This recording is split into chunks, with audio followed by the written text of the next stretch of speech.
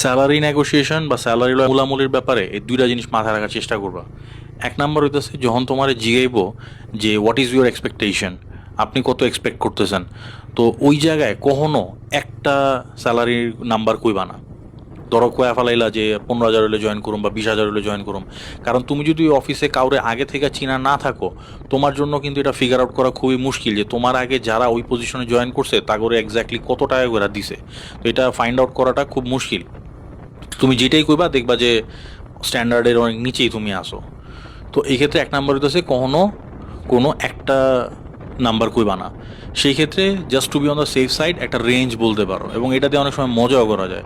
ধরো তুমি ফ্রেশার পজিশনে জয়েন করতেছো, ধরো জুনিয়র এক্সিকিউটিভ বা এক্সিকিউটিভ হিসাবে জয়েন করবা, তুমি কইলা যে I'll be comfortable with a number somewhere between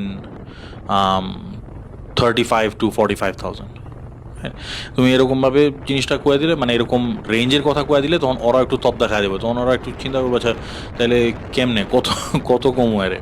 তো এটা যদি ম্যাক্সিমামও যায় সেটাও তোমার ঠিক আছে, আর মিনিমাম হইতেছে দ্য মিনিমাম নাম্বার, মিনিমাম যে অ্যামাউন্টটা তুমি স্যাটিসফাই সেটা করবে, তার থেকে 10 বাড়ায় দিয়া এমনি তুমি রেঞ্জটা ডিসাইড করতে পারো। ধরো তুমি 35 হলে জয়েন করতে চাও, তুমি 35 থেকে শুরু করবা, রেঞ্জটা 10 বাড়ায় তুমি কয়ে যাবে ঠিক আছে 35 থেকে 45,000-এর মধ্যে দিলে আমি জয়েন করুম, এরকম।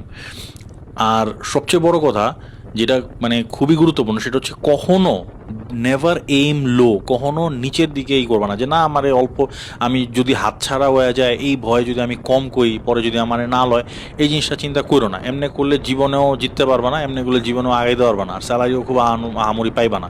ওই সেম স্যালারিতে দেখবে একই জায়গায় ওই ঘষা খাইতে খাইতে খেতে যেতেছো। Always aim high. ধরো একটা পজিশনে তুমি জানো যে সাধারণত এই পজিশনে ধরো 25 থেকে 30-র মতো পে করে, তুমি 30 কইবা, পারলে 35 কইবা, কারণ এইচআর তো মূলামূলি করবোই, তো মূলামূলি কইরা কইরা যেন তোমার অ্যাকসেপ্টেবল রেঞ্জের মধ্যে থাকে। তো নেভার এইম লো, অনেকে মানে ফ্রেশাররা এই মিস্টেকটা করে থাকে, সেটা দেখবো আমি এই মিস্টেক আমি নিজেও করছি, যে আমি মনে করি যে আচ্ছা ঠিক আছে যদি অন্য কাউরে দেওয়া দেয়, আচ্ছা ঠিক আছে আমি কমায় কই তাহলে আমার যদি লয়াল হয়। এইটা করতে গিয়ে জব সেক্টরের অবস্থাও খারাপ হয়েছে, গার্মেন্টস সেক্টরের অবস্থাও খারাপ হয়েছে। গার্মেন্টস সেক্টরে তো ওই $2 টি শার্ট করতো, এখন 50 সেন্টেও টি শার্ট করণ লাগে, এই হলো অবস্থা। তো তুমি যত নিচে যাইবা দুনিয়া তোমার তত নিচে আরও ডাবায় দিবে।